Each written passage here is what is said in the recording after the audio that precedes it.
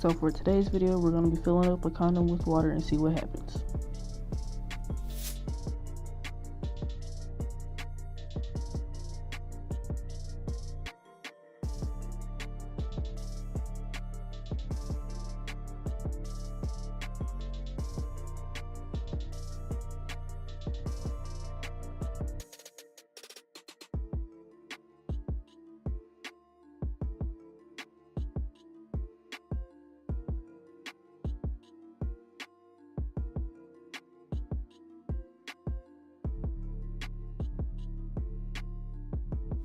Okay, so it felt like a water balloon. I thought it was gonna pop after it got full, but it stretched, and I think I could put more water in it, but I wasn't gonna find out.